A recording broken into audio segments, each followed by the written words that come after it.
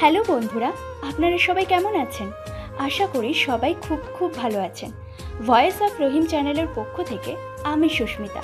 Voice of রহিম চ্যানেলে সমস্ত রকমের গল্প পেতে এবং শুনতে আমাদের চ্যানেলটা অবশ্যই সাবস্ক্রাইব করে আমাদের পরিবারের একজন হয়ে পাশেই থাকুন। Thank you.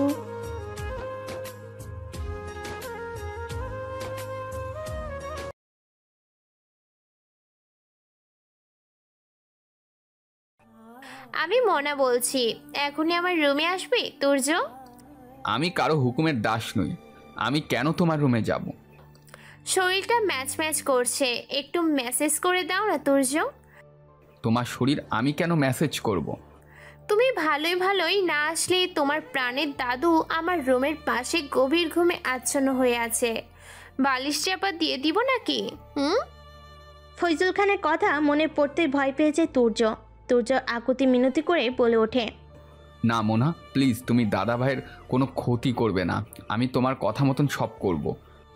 সোজা আঙ্গুলে ঘি না উঠলে আঙ্গুল কিভাবে বাঁকাতে হয় তা আমার ভালোই জানা আছে।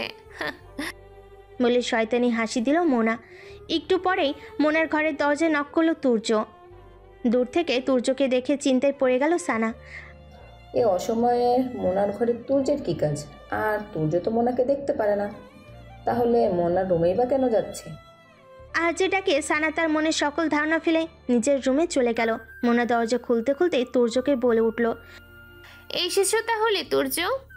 আমার দাদা ভাইকে কিছু করে দাওনি তো তুমি? আরে বাবা, না কিছুই করিনি। আর তাছাড়া ওই বুড়োকে দিয়েও আমার কোনো কাজ নেই। বলে নিজের গায়ের জামা ধীরে ধীরে খুলতে লাগলো। এ কি করছো মোনা? কাপড় কেন খুলছো? আরে রিল্যাক্স, কিছুই করব না তোমাকে। কাপড়ের উপর দিয়ে কি এত ভালোভাবে মেসেজ দেওয়া যায় নাকি বলো? বলে উপর হয়ে শুয়ে বলে উঠল, তোমার পিছনের টেবিলের উপর খাতায় এক এক করেই সব লেখা আছে।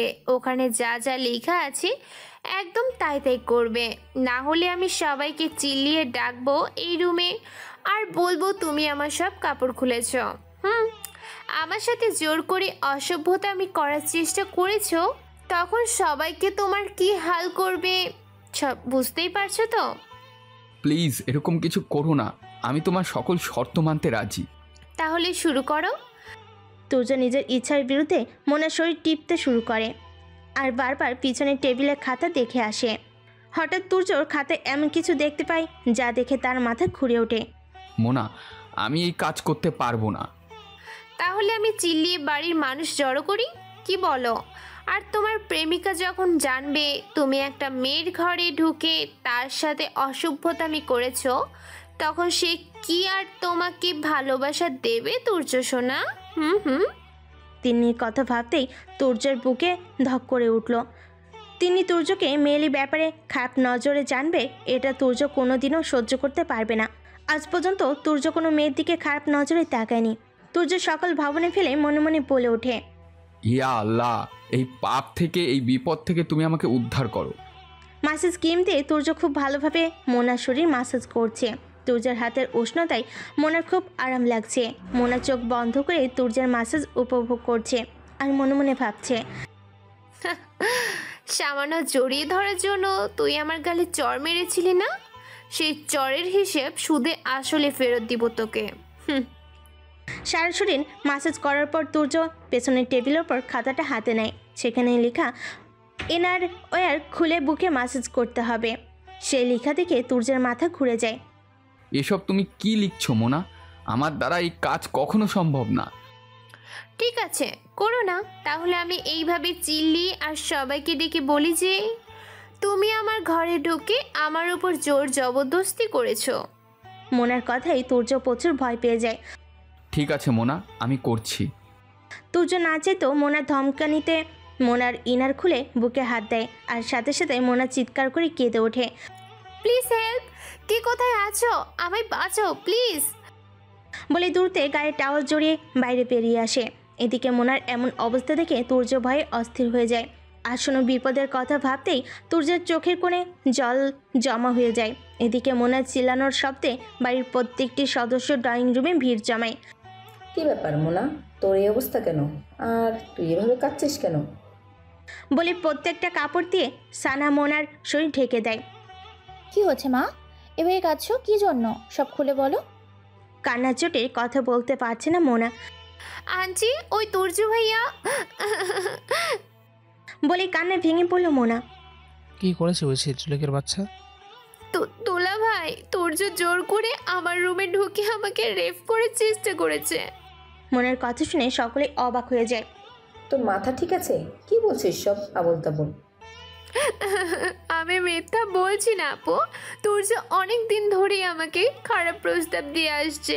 আমি অনেকবার ওকে সাবধান করেছি, আজ সুযোগ পেতে আমার সর্বনাশ করতে চেয়েছিল।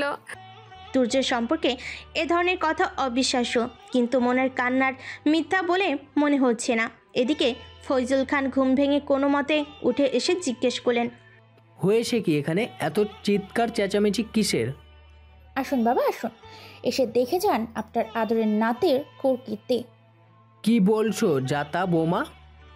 যা তা নয় বাবা, এই রাস্তার ছোট লোকটা আজ এই খানবাড়ির সম্মান নষ্ট করেছে। এই মেয়েটিকে শ্লীলতাহানির চেষ্টা করেছে। আমরা তুর্যের সম্পর্কে এই ধরনের কথা কেউ বিশ্বাস করি না। তুর্য এই কাজ ভুলেও করতে পারে না। দেখলে তোমরা সবাই, আমি আগেই বলেছিলাম ভাইয়ার চরিত্র ভালো না। কলেজেও সেদিন সে একই কাজ করেছিল, কিন্তু তোমরা কেউ আমার কথা বিশ্বাস করোনি। দেখলে তো আজ তার আসল রূপ। জানোয়ারের বাচ্চাটা কোথায় লুকিয়ে আছে? শোন মোনা, তোমার আর তোমার মায়ের কীর্তি আমাদের কারো অজানা নয়। তোমাদের মিথ্যা বলতে 1 সেকেন্ডও সময় লাগে না। কিসের ভিত্তিতে আমার নাতি সম্পর্কে এই ধরনের কথা বলছো তুমি? আমি সত্যি বলছি দাদু, আর আমার কাছে প্রমাণ রয়েছে। তুর্য তোমাকে এতদিন ধরে বিরক্ত করছে, খারাপ প্রস্তাব দিচ্ছে, তুমি কাউকে জানাওনি কেন এ কথা? আমি জানাতে চেয়েছি দাদু, তুর্য আমাকে হুমকি দিয়ে বলেছে এই কথা আমি কাউকে বলে তুর্য সানা আপুর ক্ষতি করে দিবে। হঠাৎই ড্রয়িং রুমে তুর্য এসে উপস্থিত হয়। মোনার কথার প্রতিবাদ করে বলে ওঠে, এই মেয়ে সব কিছু বানিয়ে বানিয়ে বলছে, সব মিথ্যা, আমি কিচ্ছু করিনি।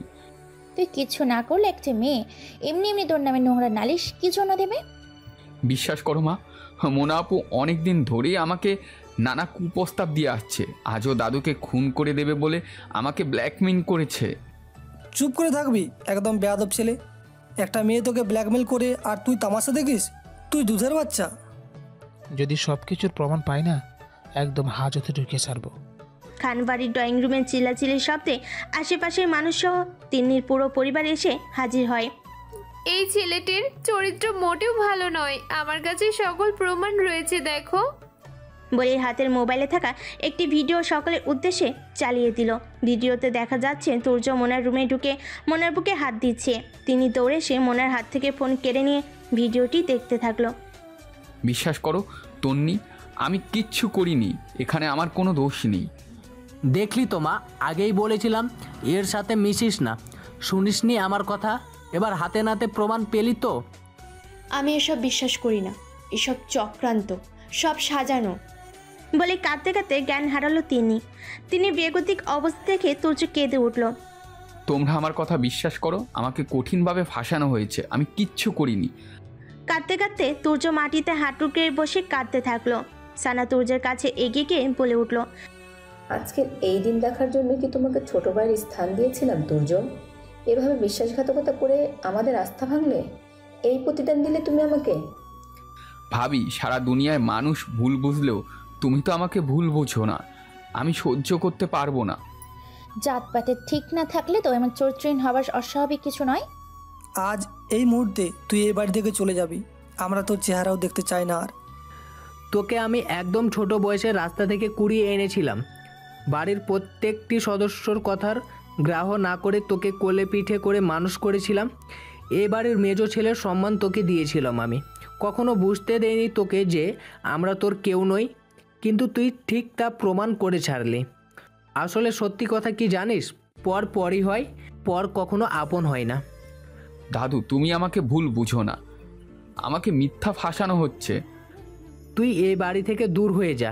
তোর মতো কুলাঙ্গার আমি আমার চোখের সামনে দেখতে চাই না। যে দাদু কিনা উঁচু গলায় তুর্যকে ধমক পর্যন্ত দেয়নি, সেই দাদুর মুখে এমন অপ্রিয় সত্য শুনে বাকশূন্য হয়ে গেল তুর্য।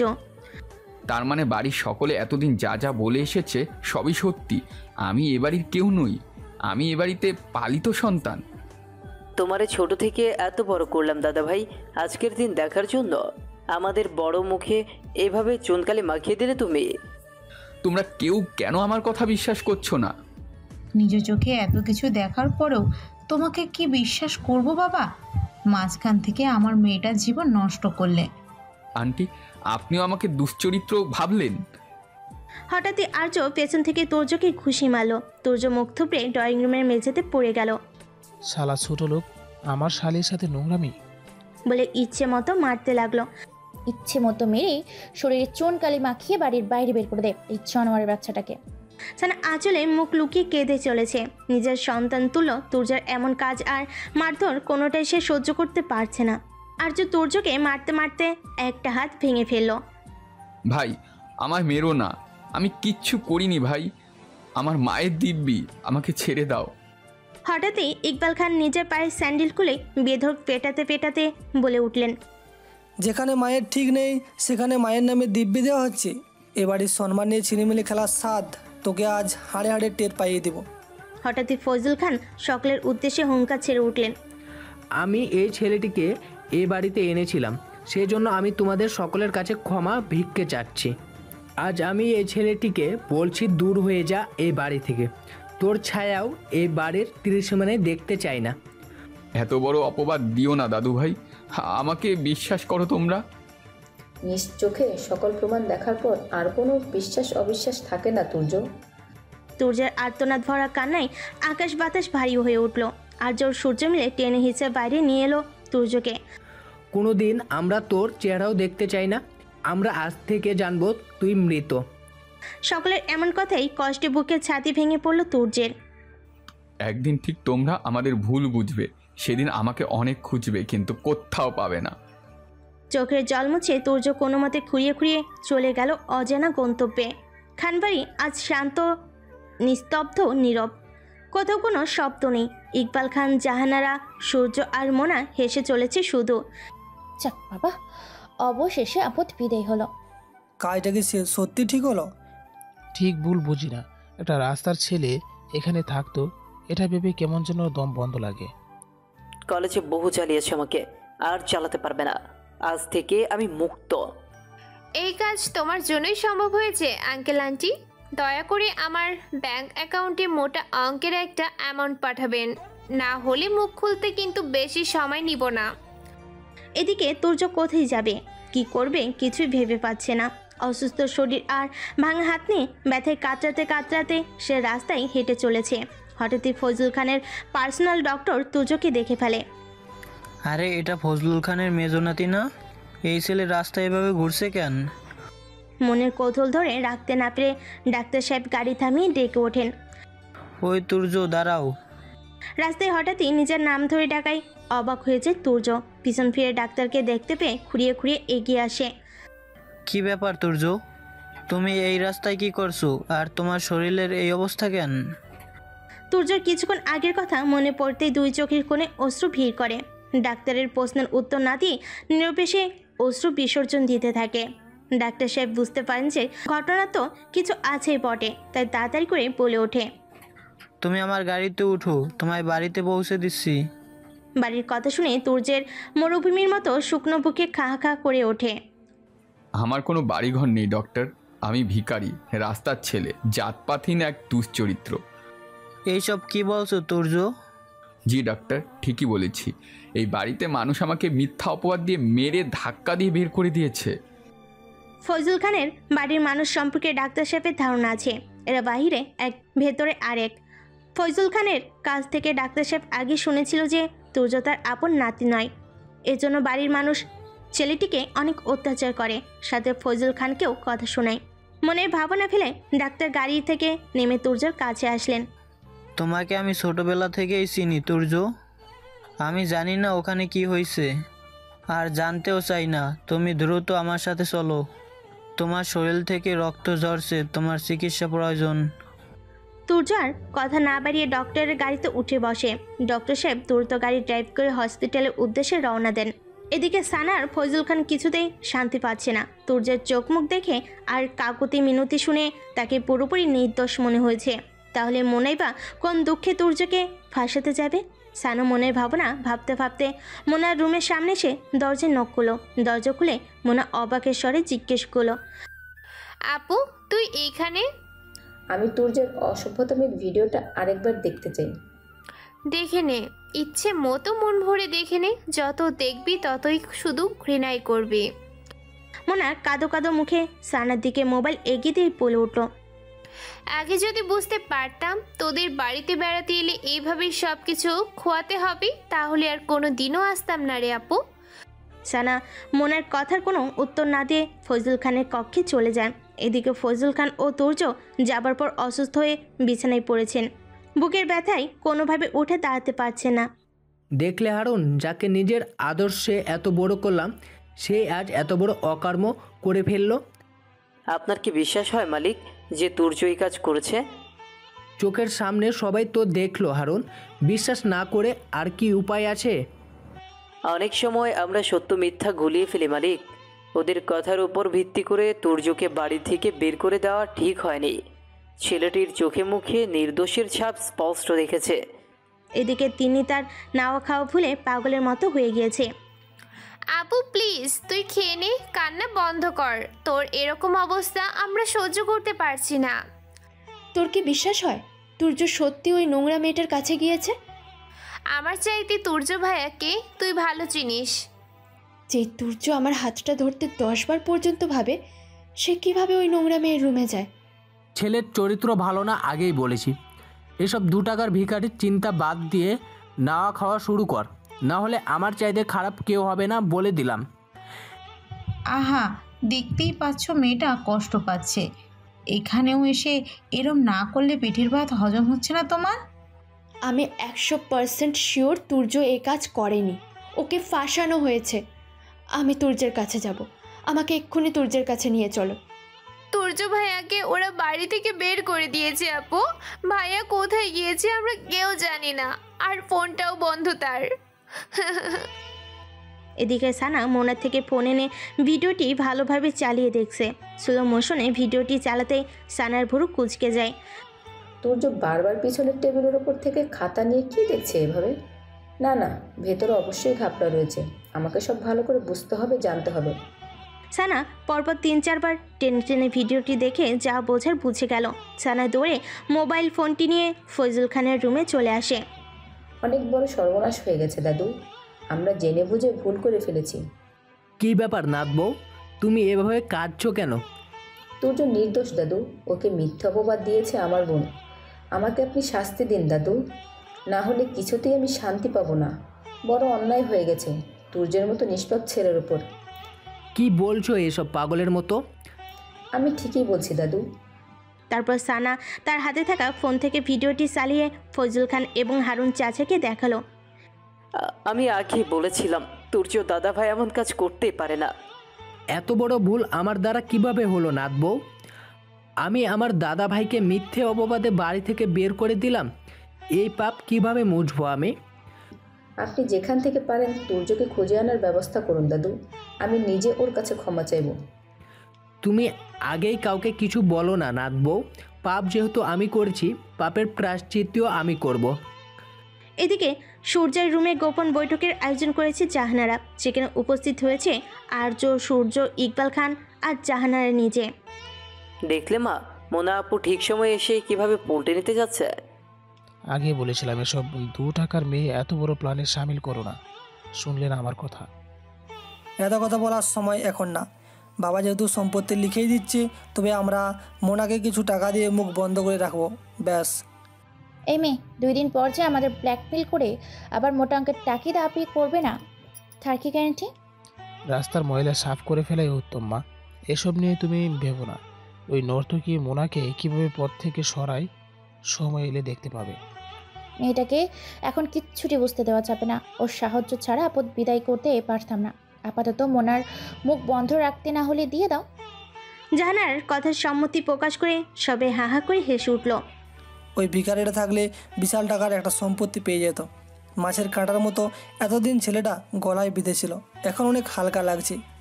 দরজার বাইরে দাঁড়িয়ে প্রত্যেকটা কথা সানা আর ইপেতে শুনিয়ে ফেলল। ওদের সকলের মতিগতি সানার কাছে সন্দেহজনক ঠেকছিল। আজ সব পরিষ্কার হয়ে গেল তার কাছে। সম্পত্তির জন্যই তাহলে তুর্যকে এভাবে সরানো হলো? ছি ছি, এরা এত নিকৃষ্ট, সহজ সরল ছেলেটাকে এভাবে ফাঁসালো। মনে ভাবনা চিন্তা ফেলে সানা দৌড়ে তিন্নিদের পাশে গিয়ে তিন্নিকে ধরে হাউমাউ করে কেঁদে উঠল। আমাকে ক্ষমা করে দে তন্নি, আমার বোনের জন্য তোর তুর্য হারিয়ে গেল। তুর্য নির্দোষ।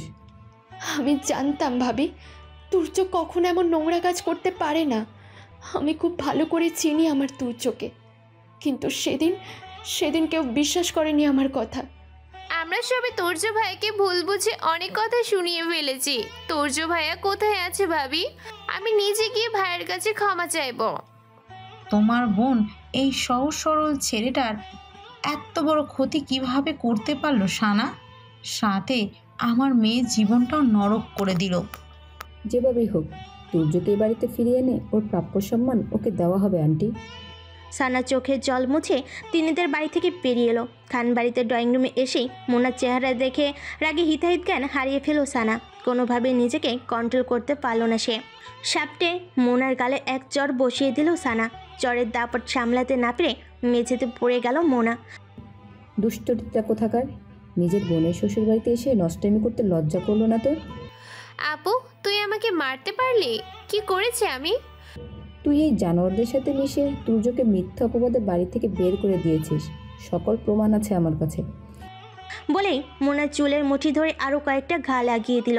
এদিকে ড্রয়িং রুমে বাড়ির প্রত্যেকটা সদস্য উপস্থিত হয়ে গিয়েছে। নাগরের জন্য খুব মহব্বত দেখা যাচ্ছে। এই নোংরা মহিলা, আপনি চুপ করুন। আপনার নোংরামের জন্য আজ এসব হয়েছে। আর কত নিচে নামাবেন নিজেকে? সীমা অতিক্রম করছো তুমি বৌমা। আপনার ওই নোংরা মুখে আমাকে বৌমা বলে সম্বোধন করবেন না ইকবাল খান। খুব সাহস দেখাচ্ছিস। বলে সানার গালে চর মারতে নিল আর্য। সাথে সাথেই সানা আর্যের হাত ধরে ফেলে, আরেক হাত দিয়ে আর্যের গালে কষিয়ে এক থাপ্পড় লাগিয়ে দিল। তোর মতো অসভ্যকে আমার আরও আগে থাপ্পড় মেরে জবাব দেওয়া উচিত ছিল, কিন্তু আমি তা করতে পারিনি, কারণ তোকে আমি ভালোবেসেছিলাম। কিন্তু তোর মতো নিকৃষ্ট লোকের জন্য আমার মনে আর কোনো ভালোবাসা নেই। তোর পাপের জন্য সৃষ্টিকর্তা আমাদের ঘরে এতদিন কোনো সন্তান দেয়নি। তোকে আমি ডিভোর্স দেবো আর্য খান। হঠাৎই পিছন থেকে হাততালির শব্দ পাওয়া গেল। পিছনে ফিরে সকলে ফজলুল খানকে দেখতে পেল। দেখেই ভাই চমকে উঠল। এতদিনে তুমি সঠিক সিদ্ধান্ত নিয়েছো নাতবো। এরা সব কয়টা জানোয়ারের দল। ইকবাল খান ফজলুল খানকে নানানভাবে বোঝানোর চেষ্টা করে বলে উঠল। আসলে বাবা, আমি তোমাকে সব বুঝিয়ে বলেছি। ইকবাল খানকে কিছু বলতে না দিয়ে ফজলুল খান ইকবাল খানের গালে সাপটে চর বসিয়ে দিল। তুই আমার একমাত্র ছেলে হওয়ার সুবাদে অনেক আদর যত্নে তোকে লালন পালন করেছি, কিন্তু এই আদর যে তোকে দিনে দিনে অমানুষ করে ফেলেছে আমি কখনোই ভাবতে পারিনি। তোকে ছেলে হিসেবে পরিচয় দিতে আমার লজ্জা হচ্ছে। বলে আরও দুটো চর লাগিয়ে দিলেন ইকবাল খানকে। দাদা ভাই, আমরা ওই রাস্তার ছেলের সাথে কেন একই বাড়িতে থাকবো? চুপ কর বেয়াদব, এটা তোর বাড়ি নয়, এটা আমার নিজের রক্ত পানি করে তৈরি করা বাড়ি। তোরা সকলে বেরিয়ে যা এই বাড়ি থেকে। এই বাড়িতে তোদের আর কোনো হক নেই। যেই বাড়িতে মানুষের কোনো মূল্যায়ন নেই সেই বাড়িতে আমি আর থাকতে চাই না। আমি এই বাড়ি থেকে চলে যাব। আমাকে ক্ষমা করবেন মালিক। প্রত্যেকের উপর উত্তেজিত হয়ে ফজলুল খান হঠাৎই বুকের ব্যথায় ঢলে পড়ে যান। দাদু, কি হয়েছে আপনার? কোথায় কষ্ট হচ্ছে দাদু? বুক চেপে ধরে। তোদের নোংরা হাতে কেউ ছুবি না আমায়। আমি তোদের অভিশাপ দিচ্ছি, তোরা শেষ হয়ে যাবে। তুর্য একদিন অনেক বড় হবে, তোরা তুর্যের ধারে কাছেও ঘেঁষতে পারবি না। বলে ফজলুল খান জ্ঞান হারালেন। বাড়ির প্রত্যেকেই ব্যস্ত হয়ে অ্যাম্বুলেন্স কল করলো। দ্রুত অ্যাম্বুলেন্সে তুলে ফজলুল খানকে শহরের নামি দামি হসপিটালে নিয়ে চলো। ডক্টর, নার্স, কে কোথায় আছেন? প্লিজ আমার বাবাকে বাঁচান। দুজন ওয়ার্ড বয় আর নার্স স্ট্রেচারে তুলে ফেলো ফজলুল খানকে। ইমার্জেন্সি রুমে পাঠানো হলো ফজলুল খানকে। মিনিট 30 পর বিমর্ষ মুখে একজন ডক্টর বেরিয়ে এলেন। Mister Iqbal Khan, your father is no more. আমরা আমাদের সাধ্য মতো অনেক চেষ্টা করেছি। বিভিন্ন পরীক্ষা নিরীক্ষার পর জানা গিয়েছে উনি আরও অনেক আগেই মারা গিয়েছেন। ফজল খানের মৃত্যুতে সকলে নির্বাক হয়ে রইল। তুমি এভাবে মরতে পারো না বাবা, আমরা ভুল করেছি, আমাদের ক্ষমা না করে তুমি মরতে পারো না। সানার কান্নায় হাসপাতাল ভারী হয়ে উঠল। কোনো মতেই তাকে থামানো যাচ্ছে না। সকলে তুর্যের নম্বরে কল করলো, কিন্তু কোনোভাবে তুর্যের ফোনে কল ঢুকলো না। হাসপাতাল থেকে সকল ফর্মালিটিস কমপ্লিট করে লাশ আনতে আনতে দুপুর পেরিয়ে গেল। খানবাড়িতে উপস্থিত হয়েছে নিকট আত্মীয় সহ হাজার হাজার মানুষ। সমস্ত ঘটনা জানার পর প্রত্যেকেই জাহানারা আর ইকবাল খানকে থুতু ছিটালো। বহুদিন বাদে রুনা খান এ বাড়িতে পা রাখলেন। রুনা খানকে দেখে সানা মুখ সরিয়ে অন্যদিকে উঠে গেল। কেমন মেয়ে পেটে ধরেছিলাম আল্লাহই ভালো জানে। ফজল খানকে গোসল করিয়ে কাফনে কাপড় পরানো হলো। সানা, হারুন চাচা আর ইকবাল খান ছাড়া কাউকে তেমন কাঁদতে দেখা গেল না। এদিকে একদিকে তুর্যকে হারানোর বেদনা, অন্যদিকে নিজের আপন দাদুর মতো ফজল খানকে হারিয়ে তিনি ভাষা হারিয়ে ফেল। কোনোভাবে সে কান্না থামাতে পারছে না। দাদু বেঁচে থাকলে তুর্যকে ফিরিয়ে আনতে পারতো। যেখানে দাদু নেই সেখানে তুর্য কিভাবে ফিরবে? তিনি তার ফেসবুক অ্যাকাউন্ট থেকে সকলের অবগতির জন্য একটা শোক স্ট্যাটাস দিল। খানবাড়ির বড় দাদু আজ সকাল 10 ঘটিকায় ইন্তকাল করেছেন। দাদুকে হারিয়ে আমরা বাক শূন্য। আপনারা সকলে দোয়া করবেন দাদুর জন্য। দাদুকে আল্লাহ যেন জান্নাত দান করেন। এদিকে তুর্য তার অন্য একটি ফেসবুক অ্যাকাউন্ট থেকে তনিকে ফলো করে। তিনি সকল আপডেট নিল। তিনি বহুদিন বাদে ফেসবুকে স্ট্যাটাস দিয়েছে। কি স্ট্যাটাস সেটা দেখতেই তুর্যের পুরো দুনিয়া দুলে উঠল। নিজের চোখকে যেন বিশ্বাস করতে পারছে না সে। এদিকে তার হাতে থাকা স্লিং ঝুলানো, হাতে পেয়ে প্রচুর ব্যথা। সূর্য কোনো মতে খুঁড়িয়ে খুঁড়িয়ে ডাক্তার সাহেবের কাছে এলেন। ফজল খানের পার্সোনাল ডাক্তার তুর্যকে একদিন তার বাড়িতেই স্থান দিয়েছিল। হঠাৎই তুর্যকে কাঁদতে দেখে ডাক্তার অবাক হয়ে বিচলিত হয়ে ওঠেন। কি ব্যাপার দুর্য, তুমি এভাবে কাঁদছো কেন? আমাকে খানবাড়ির সামনে নিয়ে চলুন প্লিজ। আমার দাদু আর বেঁচে নেই। দাদুকে শেষ দেখা দেখতে চাই আমি।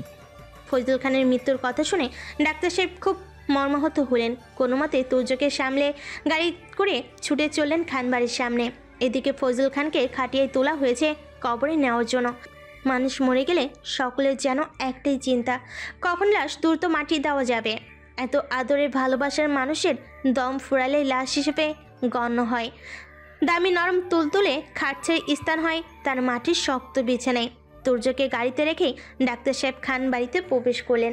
ফজল খানের বহু স্মৃতি মনে করে চোখের কোণে জল জমা হলো। এদিকে তুর্য গাড়ি থেকে নেমে খান বাড়ির বিশাল বাগানের ধারে দাঁড়িয়ে দাঁড়িয়ে কেঁদে চলেছে। দাদুর সাথে তার হাজারো স্মৃতি মনে পড়ে যাচ্ছে বারবার। দাদু তোকে কত আদর ভালোবাসা দিত, সেই দাদুই তোকে ভুল বুঝে দুনিয়া ছেড়ে চলে গেল। তুর্যকে একটিবারও নির্দোষ প্রমাণ করার সুযোগও দিল না। খাটিয়ে লাশ তুলে কাঁধে করে কবরের উদ্দেশ্যে নিয়ে যাওয়া হচ্ছে। তুর্য দাঁড়িয়ে দাঁড়িয়ে সব দেখলো, কিন্তু কাছে যেতে পারলো না। কারণ তার দাদু বলে গিয়েছে তুর্য যেন এ বাড়ির ত্রিসীমানায় আর কোনোদিন পা না রাখে। রাত 9টার মধ্যে ফজল খানকে কবর দিয়ে সবাই যার যার মতো বাড়ি ফিরে গেল। তুর্য লুকিয়ে লুকিয়ে ফজল খানের কবরের কাছে আসলো। ফজল খানের কবরের মাটিতে হাত বোলাতে বোলাতে ডুকরে কেঁদে উঠল তুর্য। তোমার শেষ বিদায়ে কেন আমাকে কাছে থাকতে দিলে না দাদু? আমাকে এতটা অবিশ্বাস করলে তুমি। তোমার কাছে আমি কিভাবে বাঁচবো দাদু? কথা বলো দাদু, ও দাদু কথা বলো। হঠাৎই হারুন চাচা কবরের পাড়ে এসে তুর্যকে দেখে অবাক হয়ে যায়। তুর্য দাদু ভাই, তুমি এখানে? হারুন চাচাকে দেখে তুর্য আরো জোরে কেঁদে ওঠে। এটা কি হলো ছোট দাদু? আমার দাদা ভাই আমাকে একা করে চলে গেল। আমি কি নিয়ে বাঁচবো? দাদু ছাড়া তো এ দুনিয়া আমার কেউ নেই দাদু। তুর্যের কান্নায় বৃদ্ধ হারুন ফুপিয়ে কেঁদে উঠলেন। তুর্যকে সান্ত্বনা দেবার ভাষা তার জানা নেই। তোমাকে তাড়িয়ে দিয়ে তোমার দাদু ভালো থাকতে পারেনি দাদু। তোমার চিন্তায় তার বুকে ব্যথা শুরু হয়ে গিয়েছিল, কিন্তু বড় বৌমা যখন সকল প্রমাণ সামনে আনলো তখন আর মালিক নিজেকে ক্ষমা করতে পারেননি। ইকবাল খানের সাথে তর্কাতর্কি করতে গিয়ে হার্ট অ্যাটাক করে ফেলেন। অ্যাম্বুলেন্সেই মারা গিয়েছেন তিনি। এরা সকলেই খুনি হারুন দাদু। এরা আমার দাদা ভাইকে খুন করেছে। আমি এদের কাউকে ছাড়বো না, কাউকে আমি ক্ষমা করব না দাদু। হারুন চাচা তুর্য খানকে বাড়িতে ফিরিয়ে নেবার জন্য বহু অনুরোধ করেন। তোমার জন্য সারা বৌমনি ভালো নেই দাদু। তন্নি মেয়েটার দিকে তাকানো যায় না। তুমি প্লিজ ফিরে চলো। এই নরকে আমি আর ফিরবো না দাদু। আমি আমার নিজের যোগ্যতায় বড় হব। আমি এই খানবাড়ির মানুষের চাইতেও বেশি টাকা কামাই করে দেখিয়ে দেব। বলে তুর্য খুঁড়িয়ে খুঁড়িয়ে হারুন চাচা থেকে বিদায় নিয়ে চলে যায়। হারুন চাচা নিজের ব্যাগপত্র গুছিয়ে ড্রয়িং রুমে দাঁড়িয়ে আছে। সে কি চাচা, তুমি কোথায় যাচ্ছ? এই নরক থেকে বিদায় নিচ্ছি বাবা। এই নরকে কোনো মানুষ থাকতে পারে? সব অমানুষে ভর্তি এই বাড়ি। তুমি প্লিজ যেও না হারুন চাচা, বাবাকে হারিয়ে আমরা একা হয়ে গিয়েছি। তুমি চলে গেলে আমরা শূন্য হয়ে যাব। এই বাড়িতে আর থাকতে চায় না বাবা। অনেক কিছু সহ্য করেই এই বাড়িতে ছিলাম তোমার বাবা আর তুর্যের জন্য। আজ তারা নেই, আমি আর থেকে কি করব? কাউকে কিছু বলার সুযোগ না দিয়ে হারুন চাচা আবার বলে উঠলেন, তোমরা ঘোর পাপ করেছো বাবা। ঈশ্বর তোমাদের অবশ্যই কঠিন শাস্তি দিবে। তোমরা ধ্বংস হয়ে যাবে। বলে হারুন চাচা তার সকল জিনিস নিয়ে বাড়ি ছেড়ে কাঁদতে কাঁদতে চলে গেলেন। এক সপ্তাহ কেটে গিয়েছে ফজলুল খানের মৃত্যুর। জাহানারা বেগম তার ছেলেদের মধ্যে সেরকম কোনো শোকের আভাস দেখা যায় না, কিন্তু ইকবাল খান অনেকটাই ভেঙে গিয়েছেন। আর এদিকে দাদু আর ভাই সমতুল্য তুর্যকে হারিয়ে সানা সারাক্ষণ কেঁদেই চলেছে শুধু। কেন এভাবে চলে গেলে বাবা? আমার পাপের কারণে তুমি চলে গেলে। শেষ ক্ষমাটাও চাইবার সুযোগ দিলে না আমায়। বেঁচে থাকতে তো আপনারা কেউ তার মূল্যায়ন করেননি, মৃত্যুর পর কেন এত আফসোস করছেন? নিজের মাকে মুখ ঝামটা দেখায়, নিজের শ্বশুরের সাথে এ কি অসভ্যতা মিশা না? হঠাৎ নিজের মায়ের কণ্ঠস্বর শুনতে পেয়ে কান্নার বেগ বাড়ে সানার। এসো মা এসো, দেখো তোমার মেয়ের কুকীর্তি আর মিথ্যে বদনামে কি হাল হয়েছে। এই বাড়ির দুজন মানুষকে একসাথে খুন করেছে তোমার মেয়ে। তোমার এই জঘন্য মেয়েকে নিয়ে এক্ষুনি বিদেয় হও। চলে যাওয়ার জন্য এখানে এসেছি নাকি একদম ঘাটি গেড়ে সারা জীবন বসে বসে খাবো? ভালোই হয়েছে, দুই আপদ চিরতরে বিদায় হয়েছে। জানার এতক্ষণ চুপ করেছিলেন। নিজের স্বামী আর ছেলের বইয়ের অতি দরদে জানার বেগমের শরীরে ফসকা পড়ে যাচ্ছে যেন। বুড়ো মানুষ তো, তার মধ্যে আগেই অসুস্থ, মরে গিয়েছে, ভালোই হয়েছে। এটা নিয়ে এত শোক দুঃখের কি আছে? হঠাৎই ইকবাল খান সাপটে জাহানারের গালে এক চড় বসিয়ে দেয় ঠাস করে। তুমি মানুষ নাকি জানোয়ার? তোমার সব কথা এতদিন মুখ বুঝে সহ্য করেছি। আমার মৃত বাবা সম্পর্কে আর একটা কথাও বললে টেনে জিভ ছিঁড়ে ফেলবো। সকলের কথা কাটাকাটির মাঝে খানবাড়ির পার্সোনাল উকিল বাড়ির ভেতর প্রবেশ করেন। গলা খাকারি দিয়ে সকলের উদ্দেশ্যে বলে ওঠেন, আসবো? উকিল সাহেবকে বিটকেস হাতে দাঁড়িয়ে থাকতে দেখে জাহানারা বেগম সহ তার দুই ছেলের চোখ চকচক করে ওঠে। মোনা আর রুনা খানও খুশিতে গদগদ হয়ে যায়। আরে উকিল সাহেব, আপনি এই সময়ে? আমার আরও আগে এই আসার কথা ছিল, বিভিন্ন কর্মব্যস্ততার জন্য আসতে পারিনি। তা কি মনে করে এ বাড়িতে পায়ের ধুলো দিলেন উকিল সাহেব? কোনো খুশির সংবাদ নাকি? খুশি নাকি দুঃখ সেটা আপাতত বুঝতে পারছি না, তবে কিছুক্ষণের মধ্যে বুঝে যাব। ইকবাল খান নিজের চোখের জল মুছে উকিলের উদ্দেশ্যে বলে ওঠেন, আসুন উকিল সাহেব, বসুন। আমি এখানে বসতে আসিনি, এসেছি কিছু এমার্জেন্সি কথা ছাড়তে। কি কথা উকিল সাহেব? সোফায় বসতে বসতে উকিল সাহেব তার বিটকেসটি খুললেন। এরপর একটি উইল বের করে সকলের উদ্দেশ্যে বলে উঠলেন, এটি ফয়জুল খানের শেষ উইল। উনার মৃত্যুর আগে উনি ওনার সকল সম্পত্তি লিখে দিয়ে গেছেন। সম্পত্তির কথা শুনে সকলের চোখ চকচক করে উঠল। একজন আরেকজনকে গুঁতো মেরে উকিলের কথার দিকে দৃষ্টি প্রয়োগ করলো। বাহ, বুড়ো মরার আগে তাহলে সম্পত্তি লিখেই মরেছে, আর কোনো ঝামেলাই রইল না। উইলটা কি আমাদের সম্পত্তির ভাগের উকিল সাহেব? আমাদের সম্পত্তি মানে? বাবা আমাদের সকলের জন্য সম্পত্তি লিখে দিতে চেয়েছিলেন, কিন্তু উনি তো আরও বছর দুয়েক আগেই এই বাড়ির মেজ ছেলে তুর্যের নামে সব কিছু লিখে দিয়ে গেছেন। উকিল সাহেবের কথাই সবাই যেন আকাশ থেকে পড়ে।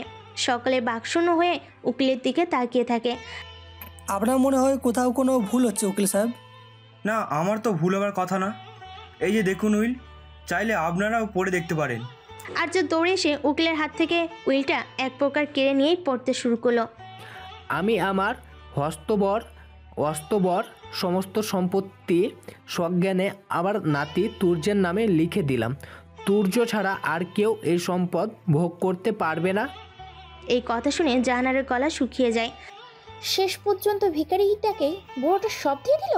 এই বাড়ির কোনো কিছুই আমাদের ভাগে নেই। না, নেই। তুর্য চাইলে আপনাদের এই বাড়ি ছেড়ে চলে যেতে হবে। খানবাড়ির সকল প্রপার্টির মালিক এখন থেকে তুর্য। সানা উকিলের কথা শুনে খুশিতে কেঁদে দেয়।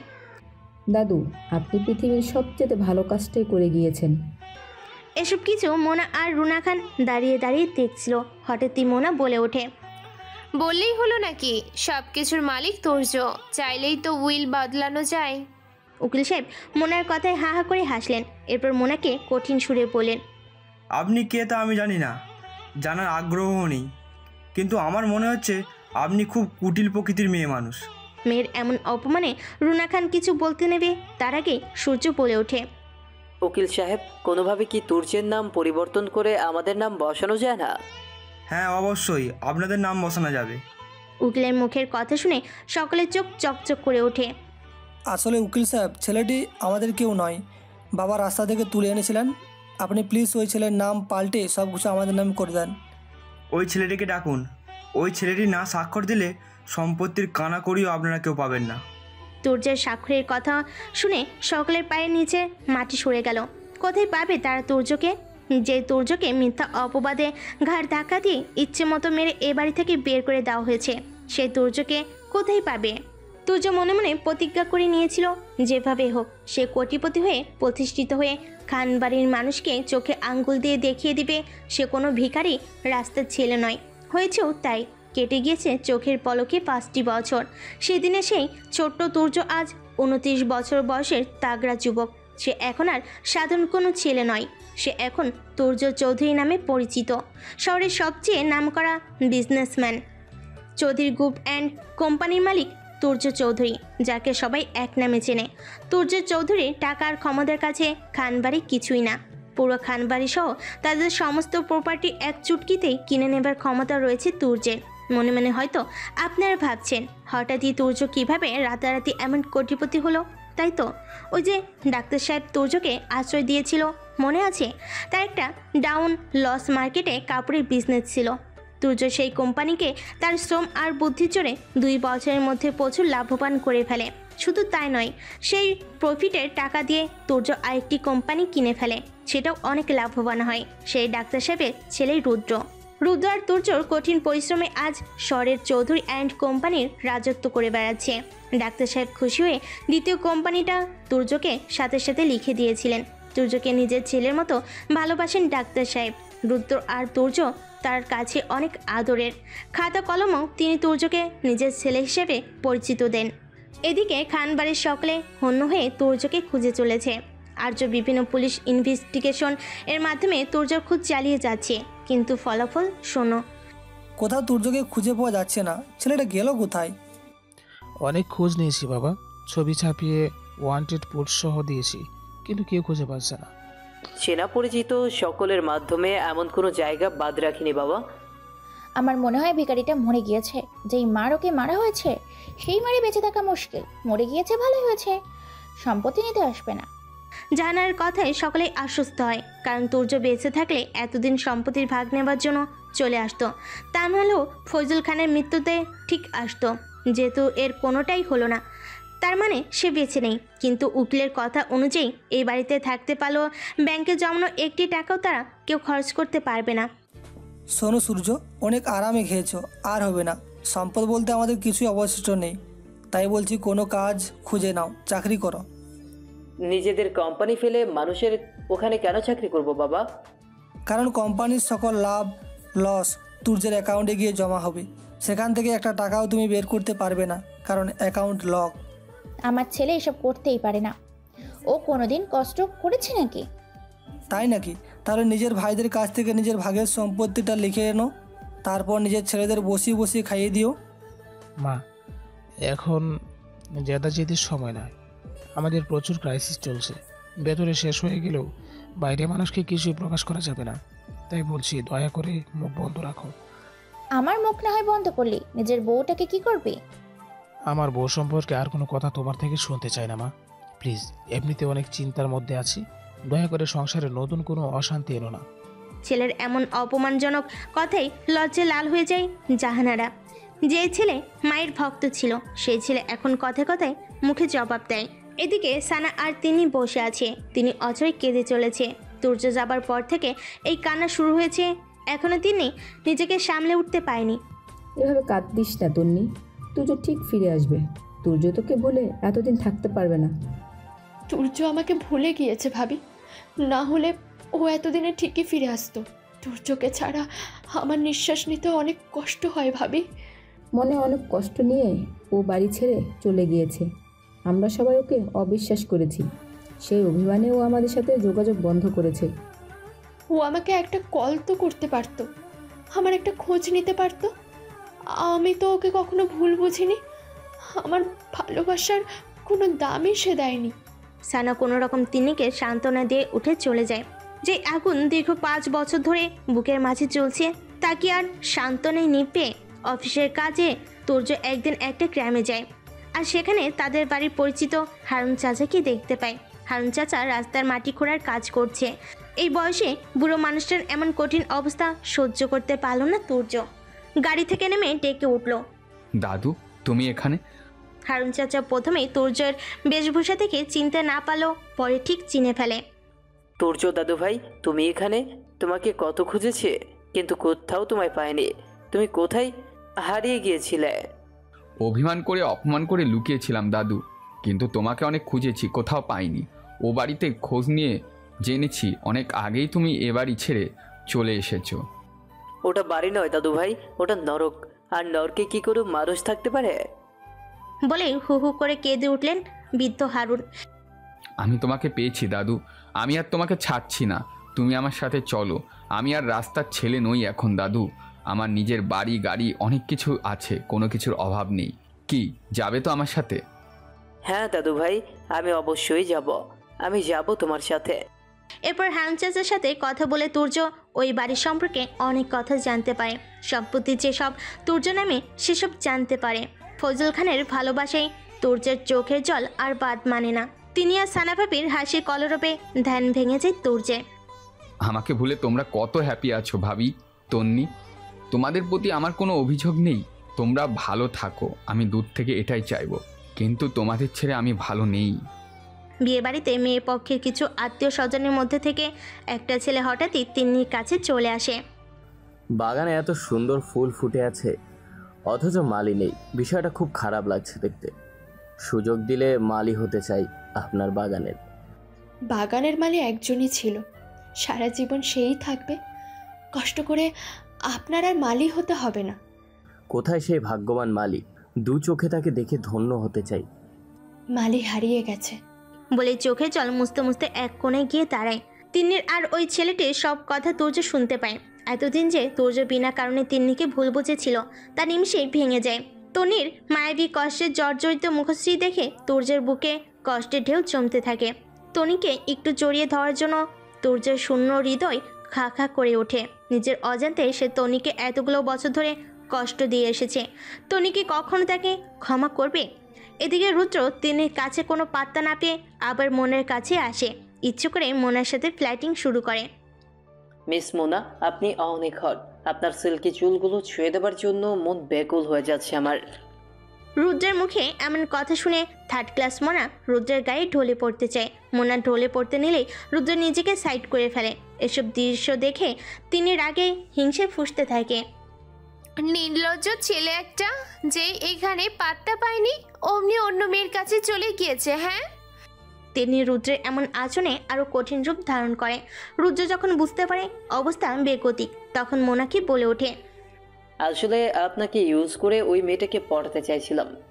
এমনিতেও আপনার প্রতি আমার কোনো ইন্টারেস্ট নেই। আপনার এত বড় সাহস, আপনি আমাকে এত বড় কথা বললেন? আরে আরে ম্যাডাম, আপনি এত রেগে যাচ্ছেন কেন? আমি যতদূর জানি আপনি ইউজ হতে খুব ভালোবাসেন। আপনাকে ইউজ করে যখন তখন যে কোনো কাজ করা যায়। Am I right? মোনা রুদ্রের কথাই তেলে বেগুনে জ্বলে স্থান ত্যাগ করে। আর এটা দেখে সূর্য হাসতে হাসতে শেষ। রুদ্র আর মোনার অতি মাখামাখি দেখে গায়ে আগুন জ্বলে যায় তিন্নির। ব্যাটা হারামি, আমার কাছে পাত্তা না পেয়ে এখন আরেকজনকে পটাচ্ছে। বলেই মুখ বাঁকা করে অন্যদিকে চলে যায়। এদিকে রুদ্র বারবার তিন্নির রাগ ভাঙানোর চেষ্টা করছে। এই যে নাম না জানা ম্যাডাম, মুখটা কেমন বাংলার পাঁচের মতো করে রেখেছেন কেন? একটু তো আসুন। আচ্ছা ফাজিল লোক তো আপনি, একসাথে দুই মেয়েকে ছিপে তুলতে চাইছেন? ওটা আমার পছন্দের মাছ নয়, ওটাকে টোপ হিসেবে ব্যবহার করেছে।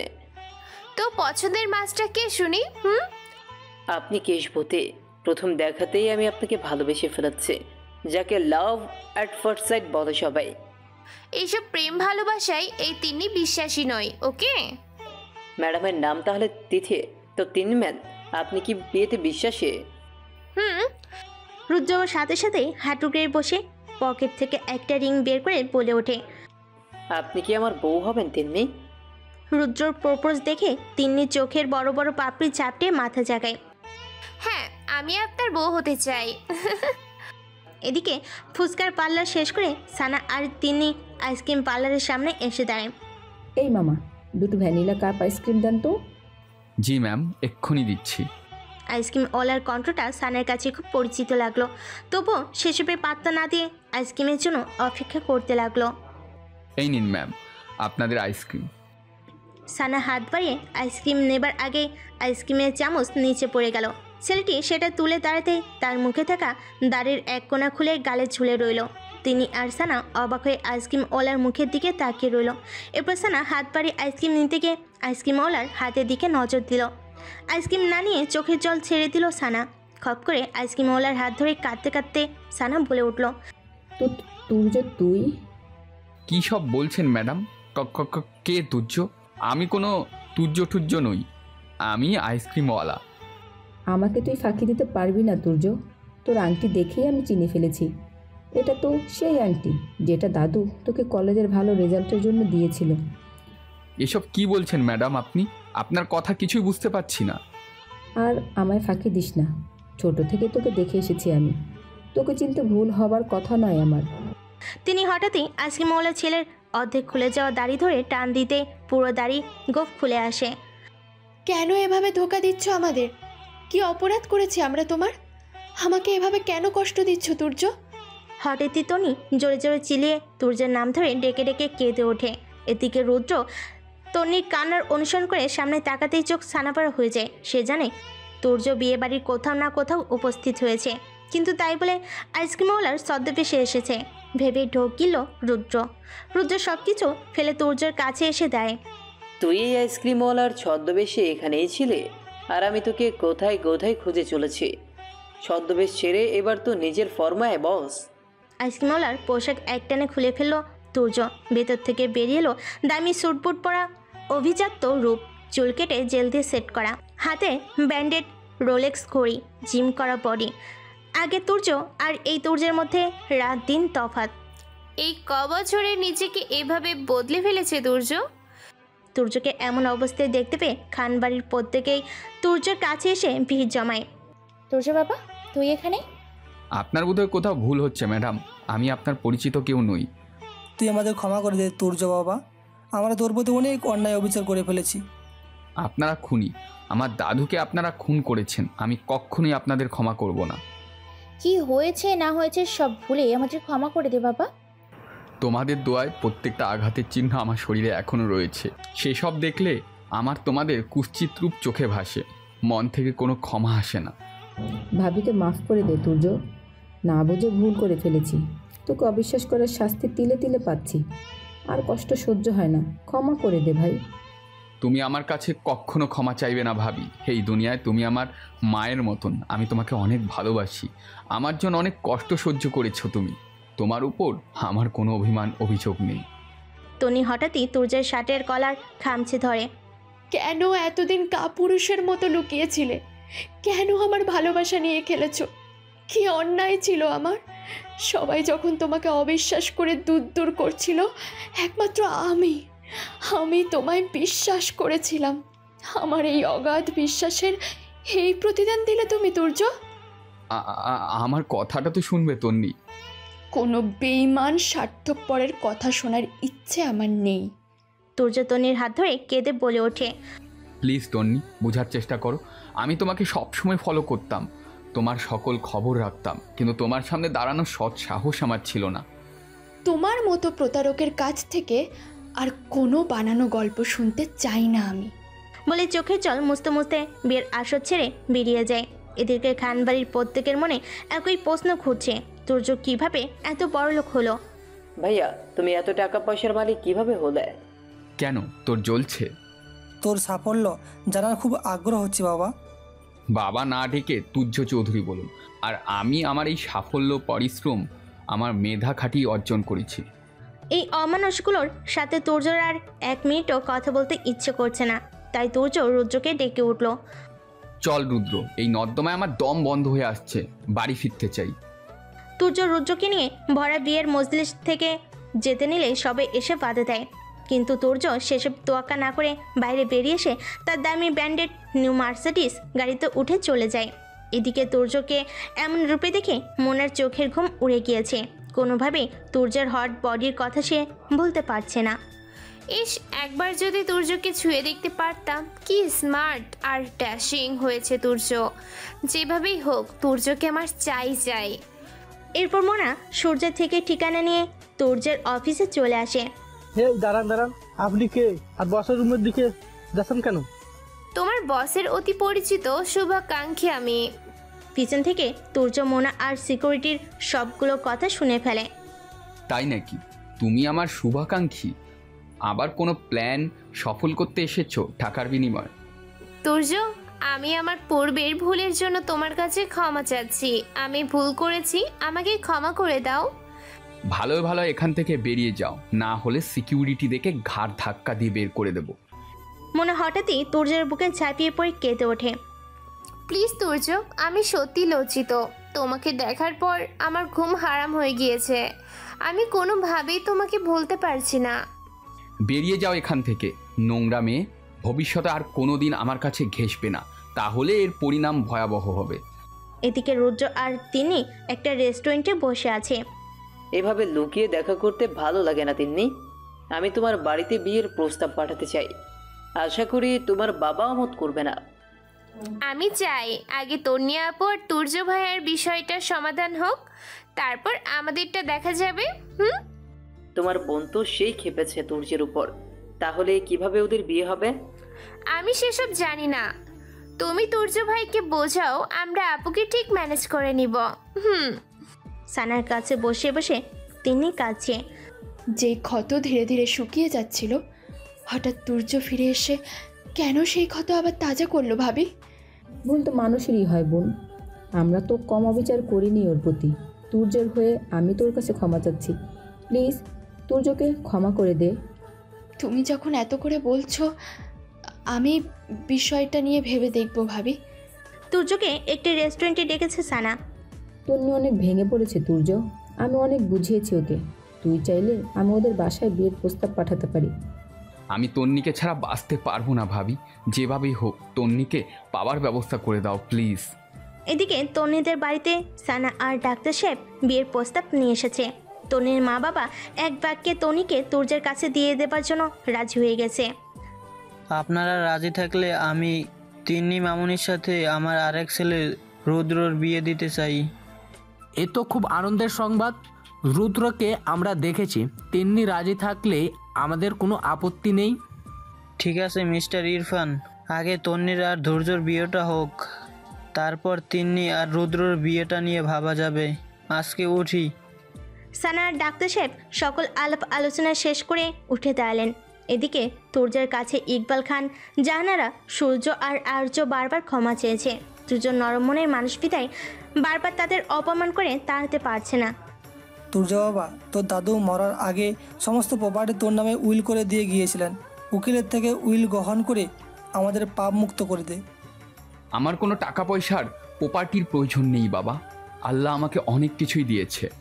তোমার সম্পদ তুমি বুঝে নিয়ে আমাকে দায়িত্ব মুক্ত কর বাবা। উকিল সাহেব, আমি আমার এই প্রপার্টি সমান ভাগে আমার দুই ভাইয়ের নামে লিখে দিতে চাই, আর বাকি আমার নামে যে অংশ থাকবে সেটা আপনি অসহায় কোনো চ্যারিটিতে দিয়ে দিবেন। এই কথা বলে তুর্য উকিল সাহেবের কাছ থেকে উইল নিয়ে খসখস করে সাইন করে দেয়। তুর্য বাবা, আমি আমার ভুল বুঝতে পেরেছি, তুই আমাকে মাফ করে দে। তুই না মাফ করলে আমি এক গ্লাস পানিও ছুবো না, উপোস করে মরে যাব। বড় ভাই হয়ে তোর পায়ে পড়ছি তুর্য, আমাদের ক্ষমা করে দে। ভাইয়া আর আমাদের কষ্ট দিও না, আমাদের পূর্বের আচরণের জন্য লজ্জিত, মাফ করে দাও ভাইয়া। সকলের কাকুতি মিনতিতে তুর্যের চোখে জল চিকচিক করে উঠল। তুর্য সকলের উদ্দেশ্যে বলে উঠল, তোমাদের কারো প্রতি আমার কোনো অভিযোগ নেই, আমি সবাইকে ক্ষমা করে দিলাম। আজকে থেকে আমরা সবাই এক পরিবার। এদিকে মোনা আর রুনা খানকে দেখে সকলের রাগ উঠে গেল। তুর্যকে এ বাড়ি থেকে দূর করতে এই রুনা খানই জাহানার বেগমকে সবচেয়ে বেশি কুমন্ত্রণা দিয়েছে।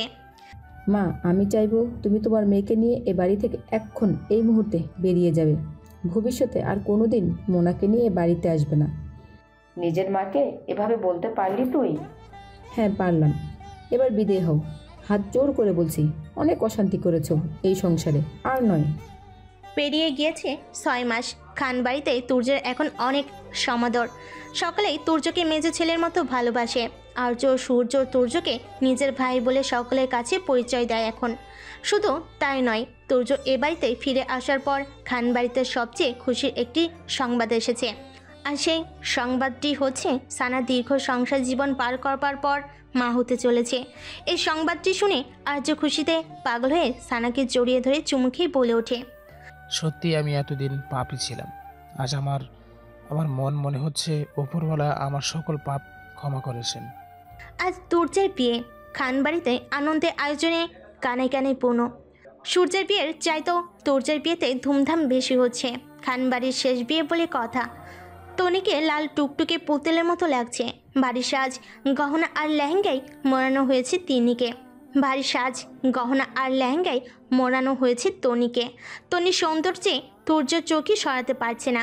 তিনি আর রুদ্র দুজন দুজনকে গোপনে চোখ টিপে ভালোবাসা আদান প্রদান করে চলেছে। একটু বাদে কাজে এলেন। কাজে এসে বিয়ের সকল কাজকর্ম শুরু করলেন।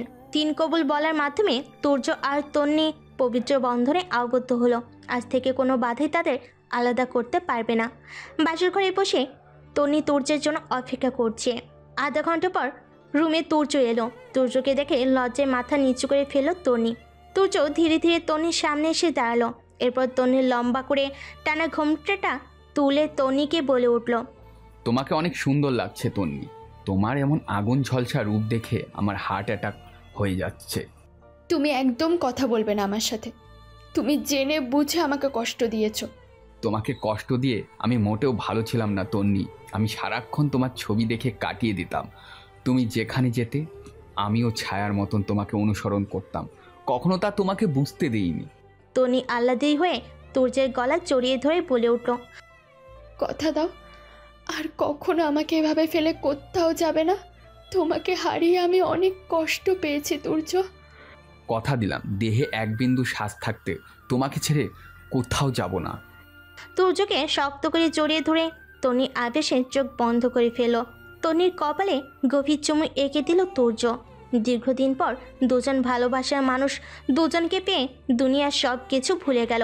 দেহের উষ্ণতার বিনিময়ের পর তার ডুব দিল ভালোবাসার স্বর্গসুখ উপভোগের জন্য। প্রিয় শ্রোতাগণ, গল্পটি কেমন লাগলো অবশ্যই কমেন্ট করে জানাবেন। আর এরকম গল্প পেতে আমাদের চ্যানেলটিকে সাবস্ক্রাইব করে পাশে থাকা বেল আইকনটি চাপিয়ে দেবেন। ধন্যবাদ।